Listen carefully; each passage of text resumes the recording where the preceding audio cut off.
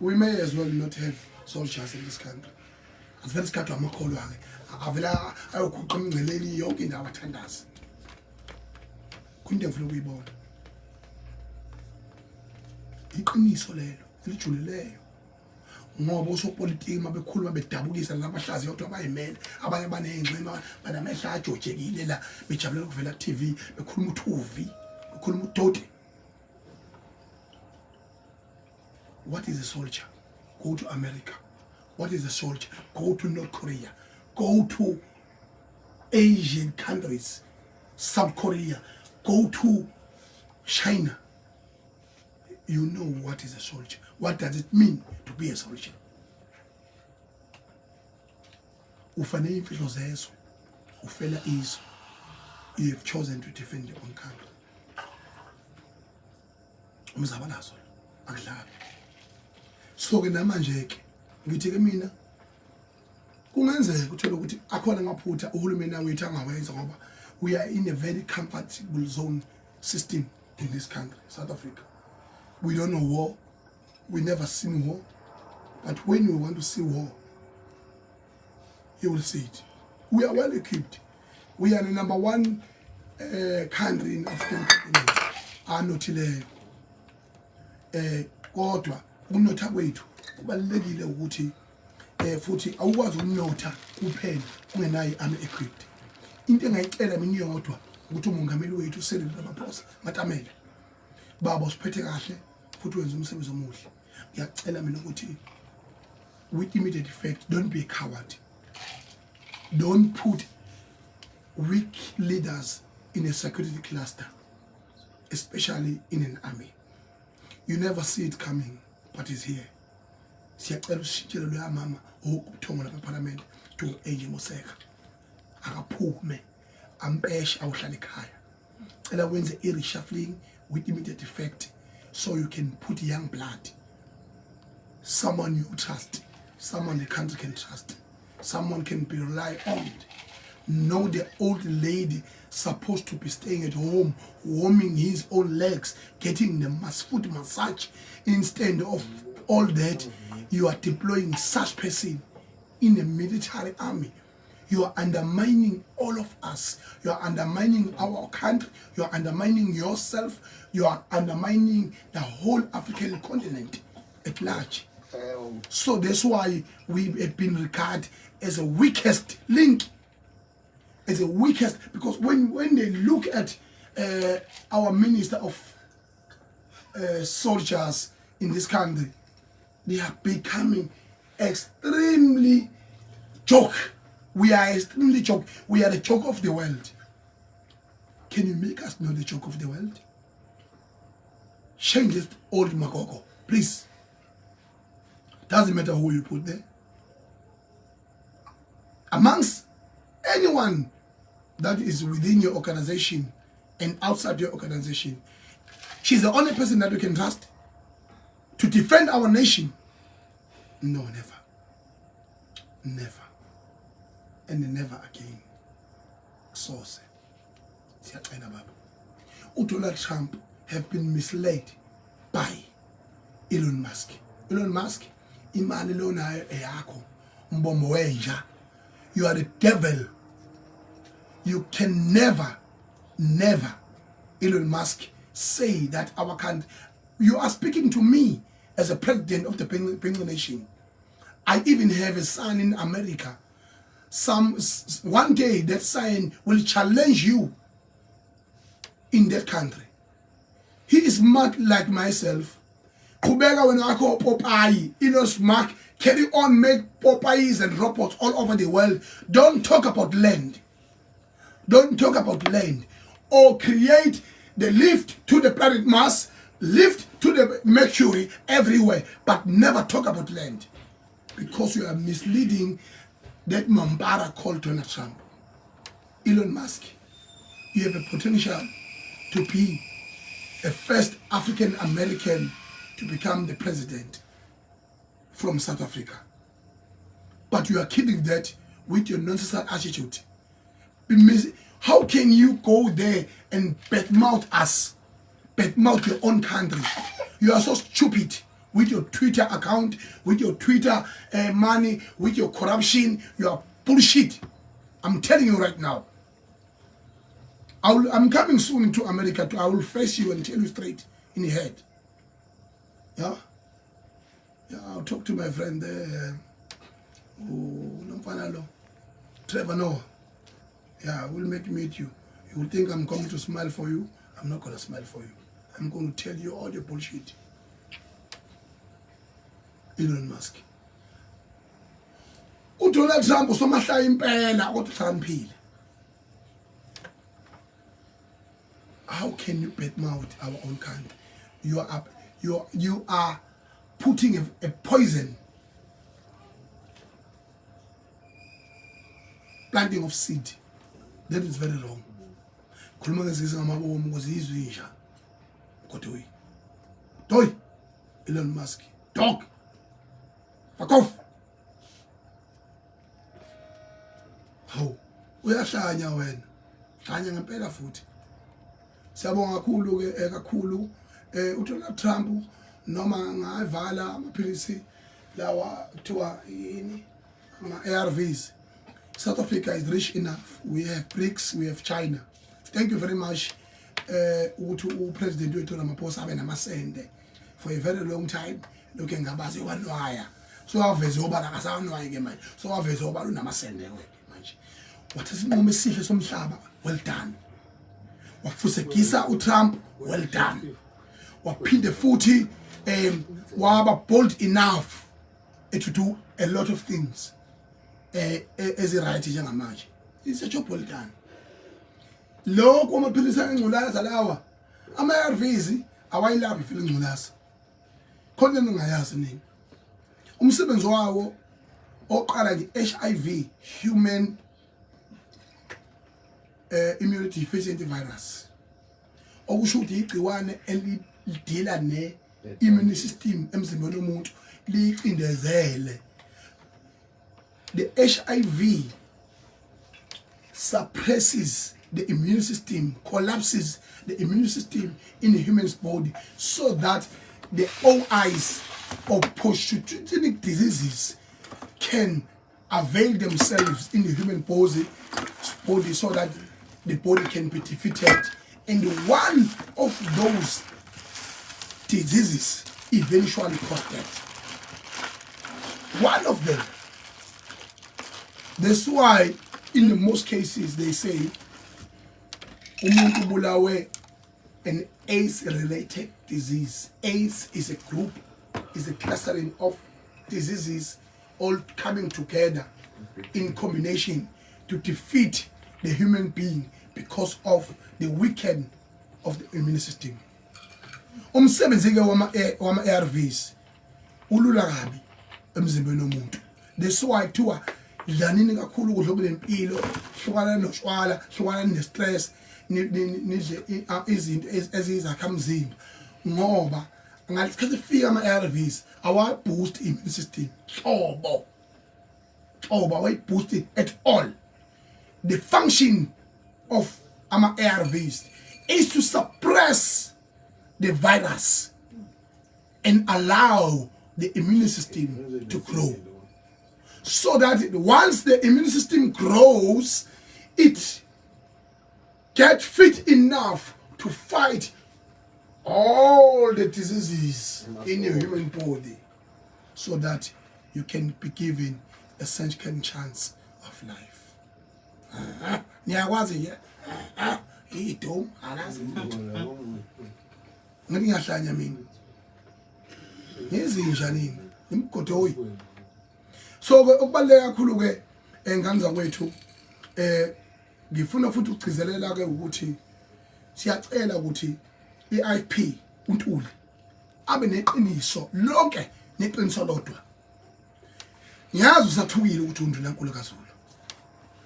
uNdunankulu kaZulu ngokwe collusion governments ehlanganisa iDA iphinde ihlanganise iANC iphinde ihlanganise iIP. Into engizoyicela iyodwa semphetha ngane zakwethu.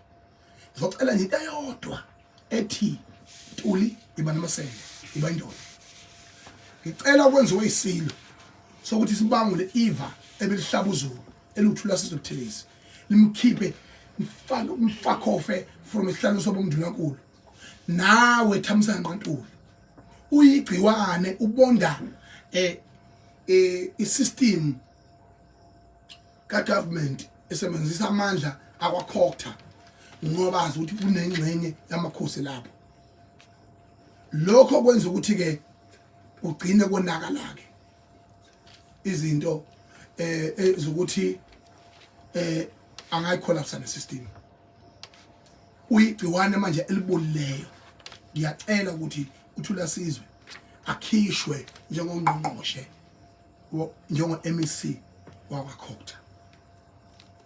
He does not deserve to be there. He does not deserve the position. Ngifuna ukumbona sibambe iqueue naye siyokhokha kwaShoprite. Yabo.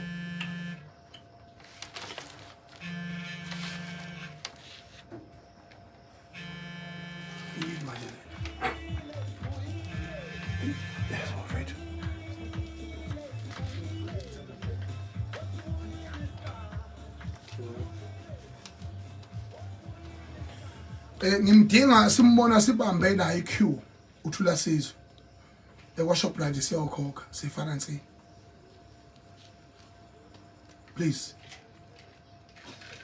whoever deserves the position ongasebenzisa amaqhinga ukubulala uzulu wethu nokubulala izwe lethu asikuvuma lokho ngoba kuthiwa thula uzofa thula uyingozi yokwenzani ingozi yokwenzani noma ngithengela abantu thula sizwe yena uyophila ingona phakathi ungakaphili ngubala phakathi khohlwa akaphili ngona phakathi ogcine file inkingi futhi yosala naye angibulale manje inkingi uzosala naye abantu abalibuke nje umuntu obulela umuntu ukuthi ubani obani inkingi yilo ofile noma yilo osale ubani inkingi ubani ugcine nenkingi wes ubulala umuntu okhuluma uqotho nokuphila ngoba sikwazi ukuma lapha ngomhlaba aqhuma manga sisakhe isizwe ngamanga kusoze kwenzeka lokho. Ngiyacela futhi ukuthi neNC fikile embalula lungisana kule province kule mgodoyi u2 umntolo umgodoyi kuzoba yilo baba lokuthiwa uDuma uChairperson intshebe umgodoyi labo bantu abayilutho bawubulele uNC in the province of KwaZulu-Natal. They deserve to hang themselves in peace so that ANC can rise again. Bagcina bemenzisa wonke umkhumbilo we-top 5 nalabo abanye bayibhedela kodwa bangcono kabi lamakhanda la u2 unobhala nohlalo la kwaZulu. Ngicela nibe bold enough to make sure that you mop all of them up outside so that you can rebuild. And if you are sure about the renewal, if you are bold enough about the renewal. And I would like to end ukuthi webaba uhlabisa wena uphethe ukhokha tuzo lonke lo phethe inkatha mfo ngiyacela president wenkatha ungabi igwala ayihlale inkomfa yeIFP celebrate 50 years manje inkomfa lokuhlehla njalo kulokuthiwa kobuye kubonakala nomntwana kwaphinda ngene uyayideserve ukubona ilegacy yakhe iqhubeka ngendlela right njoba nilwa nje nilwela ukuthi kulunga ithala lilunga ngempela iqiniso lelo ilegacy somntwana nelegacy yakwaZulu-Natal endlunkulu sidinga igazi elithintana negazi lomntwana kwaphinda ngene ukuthi libe umndunankulu ngoba ayona kuphela indlela esingambonga ngayo umntwana kwaphinda ngene ngokusakhela uzulu wethu. Asikwazi ukubonga yena qobo kodwa indlela esingambonga ngayo ukuthi hayi kuseele kakhulu ukuthi esobundunankulu singaphuma kwaphinda ngene hayi ihlotsheni please ngiyacela lokho usho mina ungizwe mina lo mculo kusasa ke isona sibaluleke kakhulu elesilalele sonke nomongameli uNcamalala uzobe khona ohola iqembu le-MK ubaba uThabo Mbeki uzobe khona uMhlanhla uzobe khona ebelalele bezothabela inkulumo kamongameli uCyril Matamela Ramaphosa okuyinto enhle kakhulu ke leyo khomba ukuthi ubumbano eNingizimu Afrika luzoba khona kuyinto enhle lokho engikuzwile engathi ngaqhubeka ke phambili bese ngithi kuma head ama-Hawks eNingizimu Afrika nabantu abaphethe ukushushisa nokuboshwa kwabantu abangayimoshi imali ngento engenamngqondo for political scores. They must not be used by politicians. Lokhu nje ukuthi uzobusha ududuzile uqashwa amabhasi kwenziwe yonke le stage bese lapha la into eze ayinasidingo yonke le yanto nokumbopha kakubopha ubani ududuza ushisa lepilonizwe inzondo njengenasidingo mtaka Matame mtaka Ncamalala akazange shisezwe amangodwa nami akaze ngishisezwe ayi kahle nibabethu cabangani ngenye indlela nje i-wrong nje le yanto nangolikhuluma iqiniso njengoba linjalo nje singangabona ngapho ngasolinye politically kodwa iqiniso limile nje kudlalwa nje ngotuduzile lapha uNkulunkulu wami neyewele lakhe ngibonisa lidabukisa enkantolo lapha bakithi ngiyadonsana sebusisa la ukuthi is a culture that when she go to the cell I must go first then come back then to do stay in or we sleep together in a cell because we are twins. Sekubuza ududuzana kwasiyami yazi kwasiyami musani ungihlekisa nidabukisa sengigcina ingane wethu siyitamuzile impilo ngoJanuary ngiyabonga kakhulu lapha eKruger National Park ukuthi umfowethu uMthandeni SK bemenyiwe kanye nopresident waMabhinca simenyiwe sahamba nezimpisi zethu sawujabula kuKruger National Park nangise Kruger National Lodge ukuthi sizodadaza sabuka izilwane salala kamnandi kwakuhle kwadela okuyinto enhle kakhulu lesiboka kakhulu ngantsakwethu sarecognizewa no Sam lapha insizwe esipeni imoto enombolo 1 ithi yeyafundisa uBhekuzulu ngithi mina phone uBhekuzulu egenqwa imoto nje wamfundisa kanjani ithi angimfundisanga ugenqwa imoto kodwa angifundisa uSpain yabona sibonge ukuthi uBhekuzulu usindile ngane kwethu uyazi inkabi ukuthi ngithanda kanjani yazi inkabi yabonga mfowethu ngakuthinta futhi nawe ngajabula futhi usindile amathonga kumela namanje ke mfowethu ke ngisho njalo ukuthi siyabonga eKruger National Lodge Kruger National Park siphathwe kahle kakhulu sithi impumalanga yonke bakhombisa ubuntu obuyisimangaliso sabuya sathi masibuye ekhaya sabizwa lapha ke the Octavia Boutique Hotel esendaweni yomlando elapha eNanda ngasetafuleni akulomuzi omhlophe ungena lapho is a stone away from the airport 15 kilometers okukhombisa khona ukuthi siyahlonishwa nasekhaya samukela ngakhona sathulwa njengama ambassadors mina noMthandeni sama ambassadors at the Octavia Boutique Hotel mayikuklisha online mufuna ukubhuka is a 5-star hotel ekhona la eThekwini eNanda endaweni nomlando uzokhumbula ukuthi eNanda ila kusilivela khona umsunguli webandla lamaNazaretha uIsaiah Shembe umbombela itimela samampolo wafikela khona nomntwana okwaphinda angene uthe okamagogo umntwana khulelwe umntwana okwaphinda angene wafike wahlaliswa khona wagoya khona emzini wasePhakameni wazalelwa khona yingakho phela uShembe azamnikeza ngisho ubhoko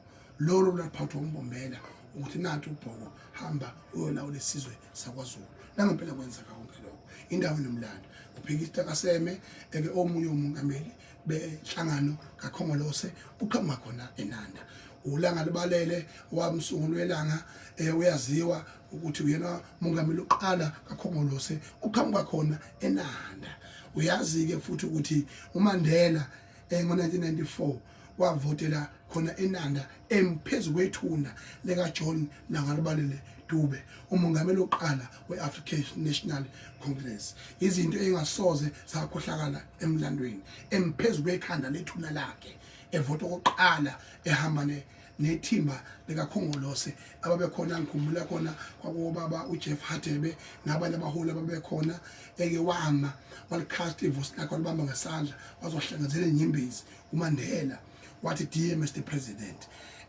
I'm standing here before you to tell you that today South Africa is free." And he casted his own votes la kwaZulu. Into engakaze ize yenzeke emlandweni. Uzokhumbula ukuthi uMahatma Gandhi naye wafikela eNanda. Lokhu engibabazayo ke ukuthi uMahatma Gandhi kwazi kwethiwa indawo umakhelane weNanda lenithi nakuseBhambayi iqhamuka edolobheni lase-India iMumbai. Abantu ke bathi Bhambayi, Mumbai, Bhambayi, Mumbai, Bhambayi, yabo yonke leyo nto leyo. Manje ke kuyangimangaza ke ukuthi osopolitiki bethu baziba bebona impi engaphakathi ekhona phakathi kwabantu abamnyama abangamaZulu ikakhulukazi la KwaZulu-Natal kanye namaNdiya. AmaNdiya asemlandweni ukuxhaphaza abantu abamnyama, xhaphaza omama bethu bewashisa amaphenti anemsukelo, bewanikeza u-R30 anomlando okubathungisa izinto undendende ebavuvukala inyawo bedliliza imishini emafethi beqhutha ukotini behola uzuka bayaziwa bekhahlelwa engadini obaba bethu. Konke lokho kubekezelele ngo-1949 kwasuka impi eyayiphakathi kwabantu abamnyama namaNdiya. Kwaphinde ngo-2021 yasuka impi eyayiphakathi kwabantu abamnyama namaNdiya. Lokho ongibabazayo kakhulu ukuthi kungenzeka kanjani ukuthi ngo-2025 izingane zifunza nama-drugs esikoleni esiphethwe kakhulukazi amaNdiya la eSignema. Leyo nto leyo i-result ekuthenini isikole sivalwe thaqa kusuke impi ngenxa yokuthi osopolitiki bethu abanalo iqiniso ngoba amaNdiya badla ndawo sithebe sinye. Manje ke mina njengomongameli wamabhinca ngithi mina ayihlale phansi bonga umthetho ngoba lento ngeke ziphethe kahle, zizokhala futhi andizokhala ngempela, ngeke kuzibe mnandi, ngeke kuzibe mnandi. Buka uMiso noMatshana bafunga babamkhulu belele emathuneni. We must stand up on our feet and resolve this issue of racial tension between Africans and Indians, because we can never sit down and be continuously foolish and be undermined by the Indians while we know that this is our country, this is our continent, and then while other people are enjoying a rainbow nation out there. Never, and never on a Sunday. Angona mabhunu, angona belungu ngendlela abenza ngayo, kodwa laba bahlumeza